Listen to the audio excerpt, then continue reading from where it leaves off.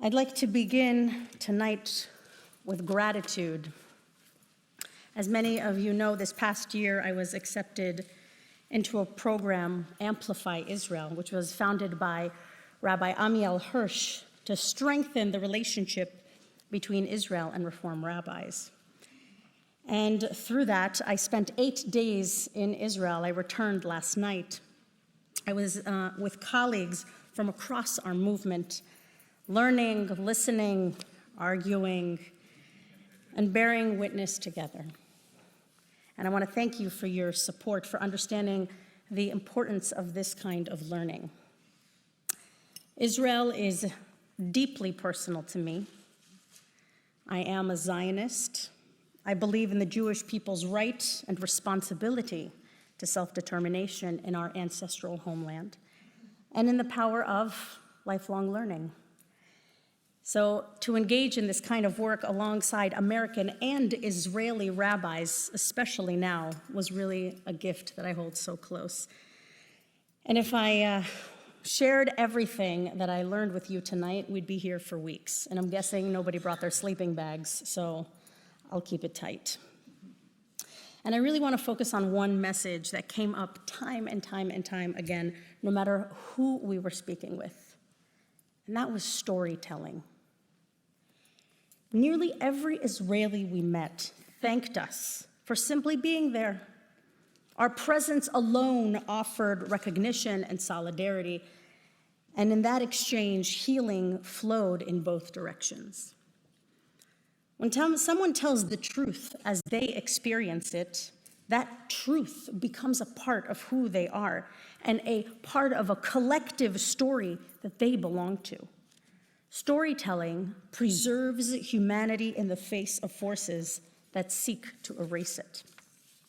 But when people outside of a story decide they already know it, when they flatten your story into easy categories of good and evil, they don't just misunderstand reality, they distort it.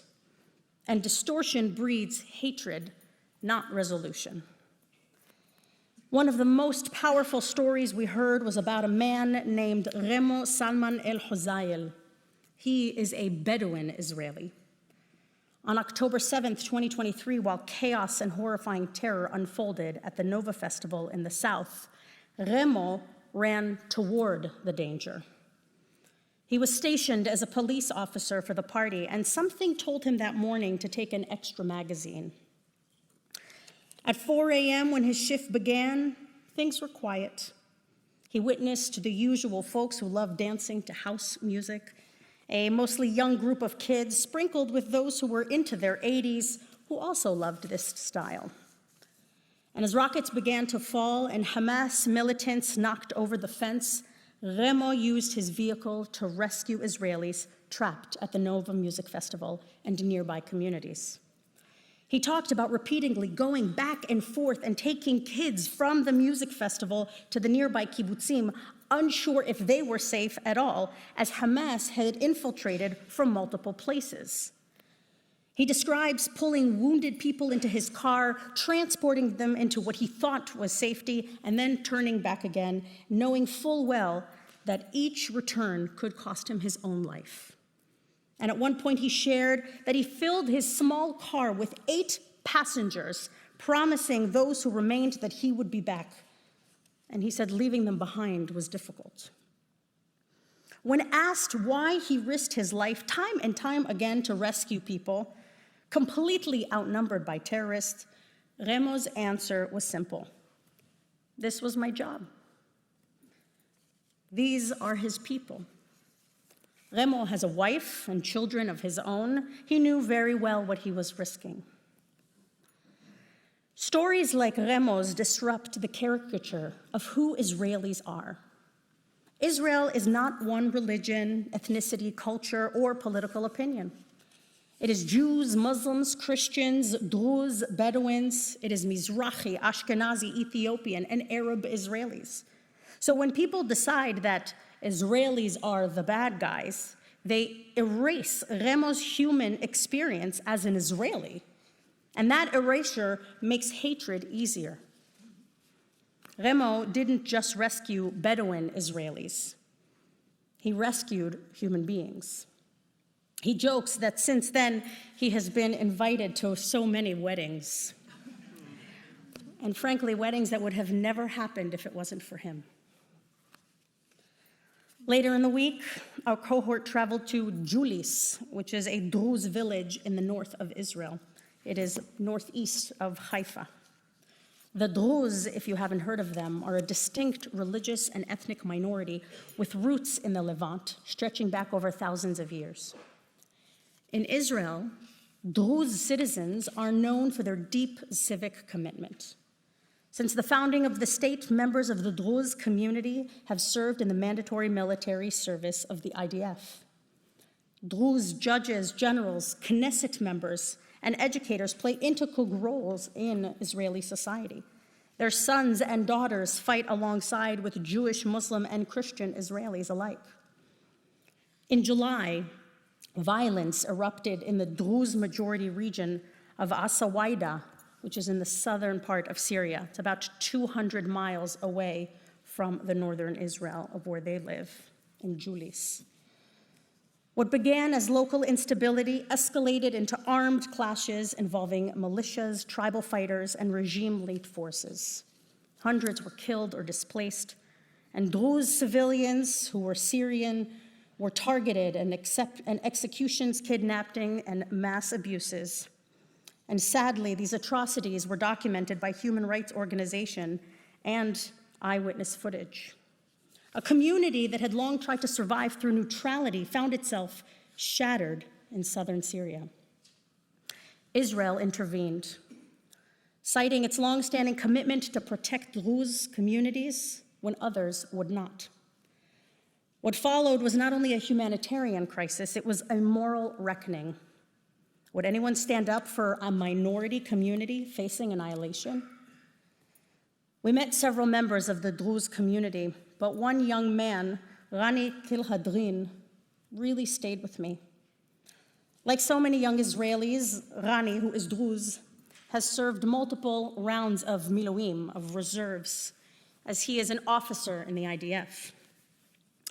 After he finished sharing his heartfelt story, I went to speak with him privately. Of course, I began by thanking him for sharing his time. And then I asked Rani, do you think the international media, and before I could even finish my question, he answered me, no, never. He knew exactly what I was going to ask. I was going to ask, did the world care when the Druze were slaughtered in Sawaida, in southern Syria? Rani, like so many Druze who are Israeli, suffered a double assault. One was on October 7th, and then again in July. Community leaders of the Druze village showed us footage filmed proudly by Hezbollah fighters, documenting executions and abuses in the same grotesque performative style as Hamas did on October 7th. Friends, I saw some of this footage, and no warning could have done it any justice. It truly stole the air from my lungs. Rani and Mahmoud, a colleague of Rani, told us plainly, the world does not care about the Druze. Hatred of Israel has become so obsessive that it eclipses concern for real human suffering. Mahmoud repeated again and again with resolve, we are Israeli. This is our country, and we will always defend it. And this was not political messaging. Many of them struggle deeply with Israel's current government. This was something far more fundamental. Rani and Mahmoud are part of the Israeli story. They are Israel. The perception outside of Israel is that Israelis are one monolithic group.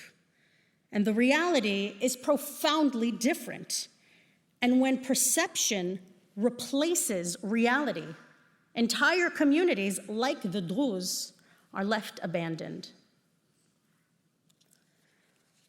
On Friday night, just before we welcomed Shabbat together, we met with Dr. Kochav Elkayam Levi, whose work left many of us shaken. Just as her name suggests, Kochav, meaning star in Hebrew, she is quite a star. She is leading an international independent effort to document the sexual violence committed on October 7th, work necessitated by the refusal of much of the world to believe survivors. On October 7th, women and men were raped, mutilated, and murdered. Bodies were found with clear evidence of assault. Survivors testified a myriad of torture and execution, and yet within weeks, voices around the world began denying those crimes, not because any evidence was lacking, but because the facts disrupted a preferred narrative. The stories that Dr. El-Kayam Levy shared were crippling to hear. I don't know how she does it. She herself has bore witness to hundreds of agonizing hours of this kind of footage, and much of it was filmed by the terrorists themselves. In trying to name what happened, Dr. El-Kayam Levy has coined the term kinocide. The word describes a form of war crime that goes beyond individual acts of violence. It is the deliberate targeting of families. Kinocide refers to the systematic weaponization of the family unit through murder, abduction, and violence, often carried out in front of the relatives in order to inflict maximum psychological trauma and to shatter the social fabric of a people. It is violence meant not only to kill you, but to destroy continuity and trust. Dr. El-Kayam Levy also spoke of a second harm that follows the first, the danger that even this truth will be turned against its victims. She worries that the language meant to name and protect may actually be distorted or minimized or repurposed, once again stripping survivors of their voices and agency. When stories are denied or manipulated, victims are violated on a second time, not physically, but morally. Dr. El-Kayam Levy is doing sacred work. She's gathering testimonies so that the stories of those who were harmed will not be erased. She insists on a basic moral truth: denial does not undo harm. Silence does not absolve cruelty, and truth matters, even when it is inconvenient for some.